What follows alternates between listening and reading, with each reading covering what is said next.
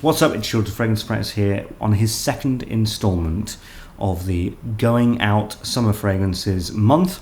This time round it's Royal Oud from the House of Creed. Now, I actually prefer to call it Streudinger's Oud because there's a deliberation philosophically whether there is an oud within it or not within it, and probably much like Streudinger's dilemma of his cat, it is probably esoterically both there and not there simultaneously. Anyway, we will get to more of that in the scent, but this time round I would recommend this most definitely for upper class, suit and tie, higher events, going when you're going somewhere that is fancy, you want to make an impression, you want to look your absolute best. Something could be on the line, maybe it's a date, maybe it's a job interview, something along those lines. This fragrance right here will definitely help you out. If there's one word that I could use to describe this, it would be celebrity. There is truly an elegant and powerful vibe within this fragrance that does make you feel as though you are extraordinarily important and you yourself could be a celebrity. So all that and more to come within this review. Let's go with the presentation. I really actually like the presentation, even though it is basically the same as every other Creed, but even so, it does have its own individualistic measures. I love the black on gold, gold, silver, bronze, things like that have very powerful and status-related connotations.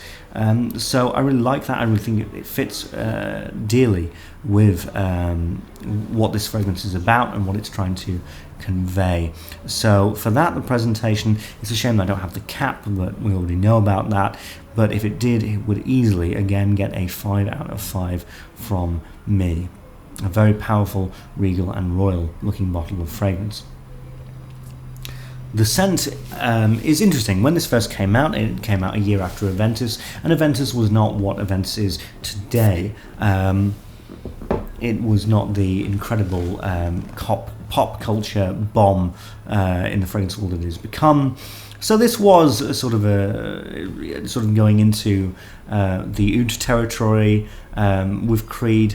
And Creed, I love them so much. They basically went, well, we're going to make an oud that's not an oud, and what we're going to do about it. This does have elements of oud. I can kind of pick that more now, but it's peppery. The main thing is pepper and woods with a bit of oud. But it's interesting because it's like the notes and the ingredients are sort of like they're in a pool, and they're all kind of spaced out, and they're spaced out by water. But it does feel as though there's liquid. It does feel as though there's water. You can kind of move around in it, and that's good because I think that if it wanted to be, this fragrance could be really heavy. You know, this fragrance could be a burden to wear, but it's not. It has that sort of liquid going about it, and it's great. And within that, it's fine to wear summer-wise. This can really be dealt with in the high heat, and you know, I think that's Creed. They just can't get away from their own roots.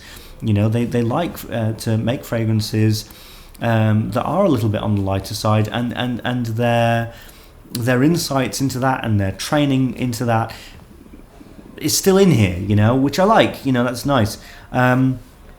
But yeah, it's this quite masculine, well, in fact, very masculine, peppery, woody. I actually get a bit of patchouli, kind of similar to L'Instant de Guerlain Eau Extrême, but I don't really see a lot of patchouli. I don't really see patchouli in the nut breakdown, if I'm honest. But I get that vibe. I get a strong, masculine, wonderful, wondrous vibe from it. But the main thing, the main connotation that I get is money. You know, it's expensive. It's royalty. You have to be a really confident and put together man to be wearing this, and it's got to be special. You know, this is not going to work out in a club. This is not going to work out in a pub. That is beneath this fragrance. This fragrance has got high standards. You know, it has raised its standards. It really is all about that. So I love it for that. Scent-wise, you know, a few years ago, I didn't like this. Not many people really did. Not really many people knew what to make of this when it came out, if I'm honest. You know, it was just like, this isn't oud, what's going on? That's what was the sort of the main spotlight on it. But now that it's sort of had its time to kind of settle into the world of fragrance, people really do now see it more as a very upmarket, luxurious, celebrity, suit and tie fragrance. So scent wise, it's a 5 out of 5. Projection longevity is interesting. I'd say that on me, the projection is a 4 out of 5 actually. I get really, really good and decent projection, especially in the high heat. And longevity, I'd say, is 4 out of 5. The big thing with this actually, I'd say, is it's one of those fragrances where you really can't smell it on yourself, but then other people will say, oh yeah, I can smell, that thing, So that can be tricky, Chanel L'Homme Sport is also problematic for that. But yeah, if you can't smell it, honestly, it's still there. Don't worry, trust me. So overall, really solid performance. 4 out of 5 for both.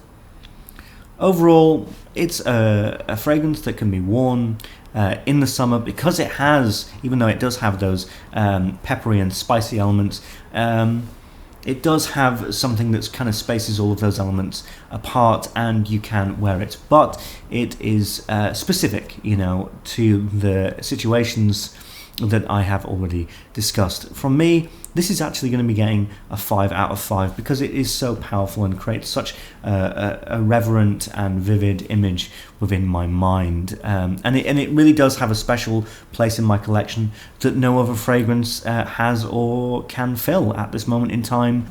And for that reason, I'm definitely giving this a 5 out of 5. Anyway, I hope you've enjoyed this video. I hope you've got what you wanted out of it. But that is my review on Royal Oud. Come back next week for another summer night out fragrance. Until I see you next, I'm the Fragrance Press, and I'm out.